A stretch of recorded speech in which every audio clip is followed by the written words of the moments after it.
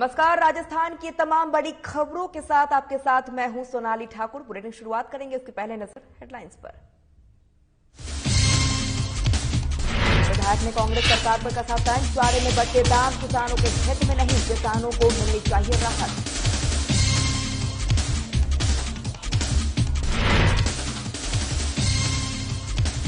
रामगढ़ पचवाड़ा उपखंड अधिकारी की औचक निरीक्षण, छात्रावास रालवास पर किया औचक निरीक्षण, बच्चों को वैक्सीन लगाने की दी सलाह। शहर की तर्ज पर विकसित हो रहा गांव, सरपंच जितेंद्र पाल गांव में करा रहे विकास कार्य, विद्यालय में सामुदायिक शौचालय का निर्माण जारी।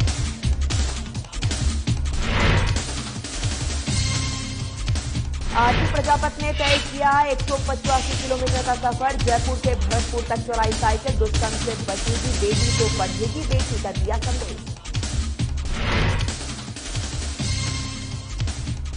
और भरतपुर में हाईवे पर ट्रक की हुई टक्कर, बाइक सवार पति पत्नी गंभीर रूप से हुए घायल, घायलों को आरबीएम अस्पताल में इलाज है लगातार जारी।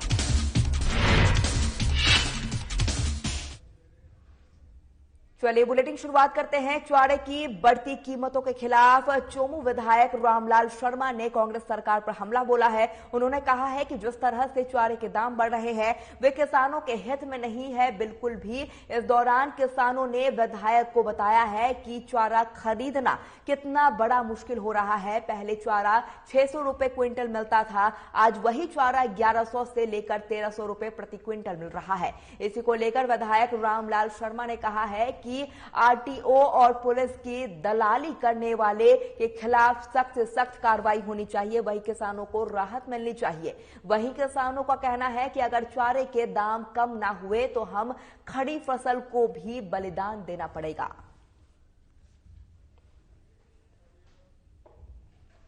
साहब अच्छा जगह ले भी सको, इतना महंगाई में 60 रुपए किलो बाट हो रहा है, बोले गेहूं जो काट काट के आने लग रही है जी। कारण क्या है इसका, मतलब कि जो कारण ये है भाई दलाली फलाली करते हैं, जो भाव बताते हैं जी। आगे से चारा खूब आता है, पंजाब से चारा आता है, खूब चारा आता है। अपने यहाँ तो बहुत महंगा पड़ता है, 1300-1000 कुंटल का। पहले क्या भाव चल रहा था? पहले 500 चलता था, 500-600। हाँ। और एक महीने में इसका भाव एक महीने में ज्यादा बढ़ गया, 800 गए, 900 हो गया, 900 को 1300 हो गया, जैसे करते ही भाव होता है। तो जैसे आप मंडी जाते हो तो मंडी पे लेने के लिए आप जाते हो तो आपको क्या सुनना पड़ता है वहाँ पे? भाई ऐसे बोलते 1300 रुपया 500 रुपया पोट मिलती है मन का चारा की जी। और बोले गालो तो गालो नहीं, चलो अपने घर पैसे हो तो लियो, नहीं मत लियो, पैसे कहाँ से ले, इतने व्यापार चलता नहीं है। इस सरकार में युवा परेशान है, व्यापारी परेशान है, आमजन परेशान है। और जिस तरीके से अब किसान भी ऋण माफी नहीं होने से भी, जमीन नीलाम होने से भी परेशान थे। अब कोर्ट के अंदर खास पंजाब से आने वाला चारा राजस्थान के अंदर बिकता है और उस चारे से पशुपालन का व्यवसाय किसान ठीक तरीके से चला रहा था। लेकिन पिछले 10-15 दिन के अंदर जिस तरीके से किसानों को चारे के भाव बहुत तीव्र गति से बढ़ रहे हैं, पहले चारा 600-700 रुपए क्विंटल मिलता था, आज वही चारा 1200-1300 रुपए मिलना शुरू है। 14-15 रुपए प्रति किलो के चारा खिलाकर और दुग्ध के दामों के अंदर कोई वृद्धि नहीं हो रही है। और राजस्थान के अंदर एक ऐसा काकस बढ़ चुका है कि आम आदमी उन काकस से परेशान है, दुखी है, पीड़ित है। हड़ौदा के अंदर एक चारा मंडी है, वो चारा मंडी के अंदर जब किसानों से बातचीत की गई तो किसानों ने कहा कि आम आदमी इस बात को लेकर परेशान है कि एक तो वहां पर एक संगठित गिरोह बनकर और वो इस चारे को ब्लेक करने का काम करता है, दूसरा पुलिस की बंदी और आरटीओ की वसूली, यह भी इस चारे के दामों के अंदर वृद्धि करने में अपना सहयोग अपनाने का काम कर रही है। उपखंड अधिकारी रामगढ़ पचवाड़ा मिथिलेश मीणा के गुरुवार को राजकीय मांडा जनजातीय आश्रम छात्रावास रालावास का औचक निरीक्षण किया है। साथ ही आपको बता दें कि निरीक्षण के दौरान साफ सफाई, पीने के पानी की व्यवस्था, खान पान व्यवस्था, लाइट्स जैसी कई व्यवस्था समस्या को लेकर बच्चों से जानकारी ली गई है और इस दौरान 15 से 18 साल के बच्चों को कोरोना टीकाकरण करवाने की सलाह दी गई है।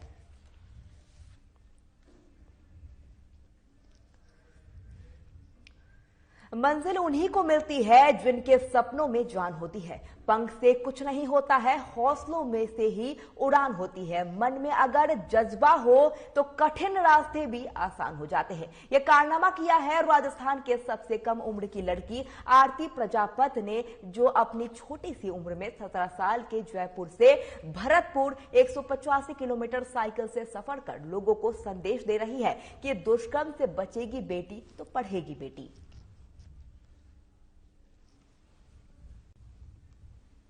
प्रजापत है, मैं जयपुर की रहने वाली हूँ। मैं जयपुर से मेरी यात्रा शुरू की है।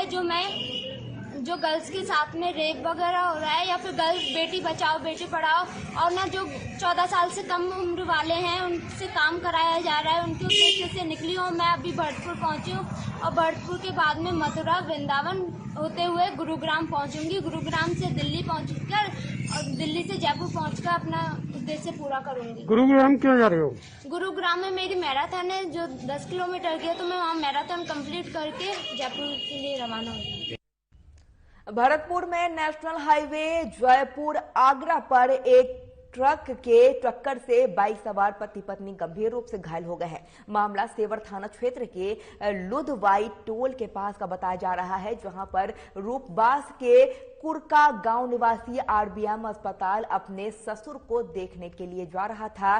तभी लुधवाई टोल प्लाजा के पास ट्रक ने दोनों पति पत्नी को टक्कर मार दी। घटना की सूचना मिलते ही आसपास के लोग मौके पर पहुंचे हैं और एम्बुलेंस की मदद से घायल पति पत्नी को आरबीएम अस्पताल में भर्ती कराया गया है। बता दें कि इस घटना में बाइक सवार की पत्नी की हालत ज्यादा गंभीर बताई जा रही है।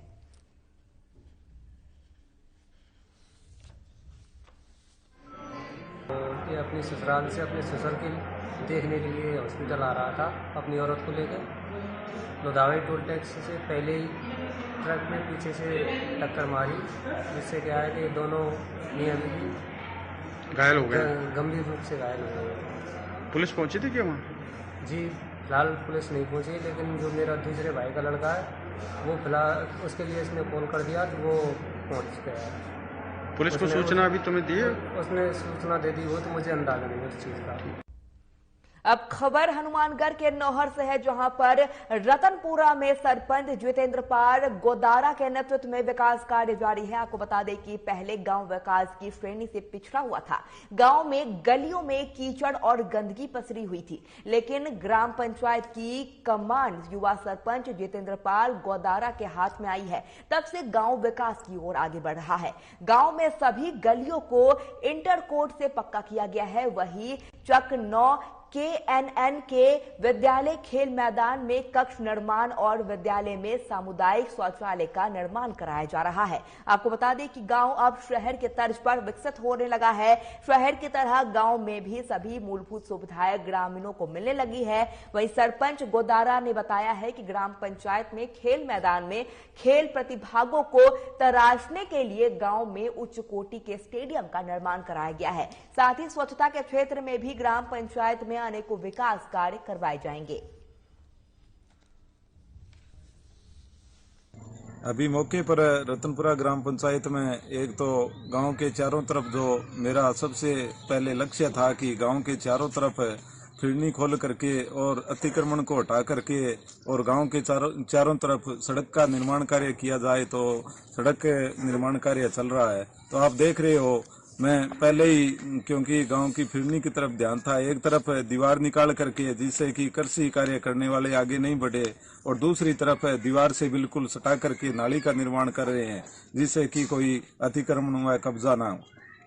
गांव में 2-3 जगह और हमारे पुराने पंचायत घर का जो कि जीर्णोद्वार करा करके और रिपेयरिंग कार्य करा करके पूरा कर दिया गया है, और उसमें पढ़ने के लिए बच्चों के लिए एक बढ़िया, जैसे अपने नौर में लाइब्रेरी सुख सुविधाएं मिल रही है बच्चों को निःशुल्क, ग्राम पंचायत की तरफ से लाइब्रेरी का निर्माण करके और वहां पर लाइब्रेरी बनाई जाएगी। और नौ केनन खेल ग्राउंड में कमरा बरामदा व सामुदायिक शौचालय का निर्माण कार्य भी पूर्ण हो चुका है। शमशान भूमि में कुंड निर्माण कार्य पूर्ण हो चुका है। जिले में सिंचाई पानी की उपलब्धता और मावठ के बाद बनी स्थितियों को देखते हुए भाखड़ा स्थित आपको बता दें कि क्षेत्र में रेगुलेशन को लेकर बड़ा फैसला लिया गया है। मावठ के बाद अब भाखड़ा के नहरों में भी बंदी और अवधि 1 हफ्ते के लिए बढ़ा दी गई है। भाखड़ा सिस्टम की नहरों में अब 2 की बजाय 3 फरवरी तक बंदी रहेगी। इसके बाद 25 फरवरी तक 1200 क्यू से पानी निकालकर एक बारी पानी और दिया जाएगा। आपको बता दें कि भाखड़ा सिस्टम के सभी जनप्रतिनिधियों और जल उपभोक्ता संगम अध्यक्षों से भी सहमति ली गई है। कृषि विशेषज्ञों के अनुसार पिछले दिनों हुए बारिश से सरसों, गेहूं और अन्य रबी की फसलों में फायदा हुआ है।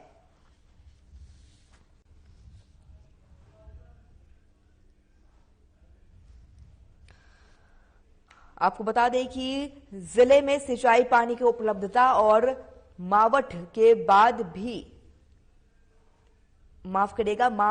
भी बनी स्थितियों को देखते हुए भाखड़ा सिंचित क्षेत्र में रेगुलेशन को लेकर यह बड़ा फैसला लिया गया है। और इस दौरान आपको बता दें कि नहरों में बंदी की अवधि 1 हफ्ते के लिए बढ़ा दी गई है। भाखड़ा सिस्टम की नहरों में अब 2 के बजाय 9 फरवरी तक बंदी रहेगी। इसमें 25 फरवरी तक 1200 क्यू से पानी चलाकर एक बारी पानी और दिया जाएगा।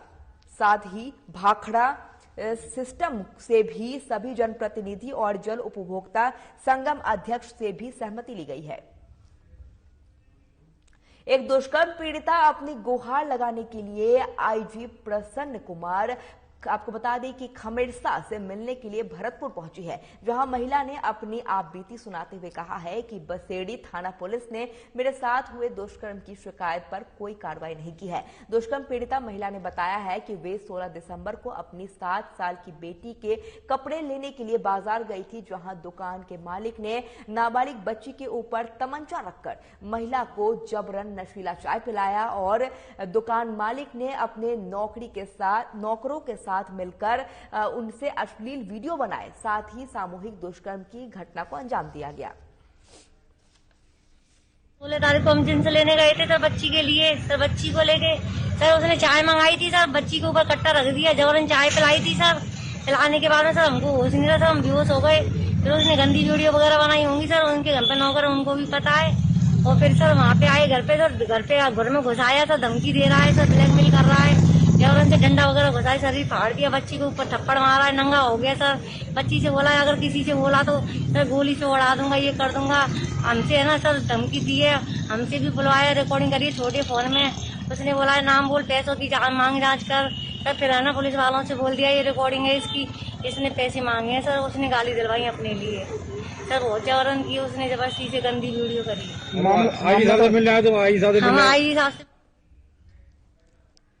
चलिए फिलहाल इस बुलेटिन में इतना ही। देखते रहिए साधना प्लस न्यूज। नमस्कार।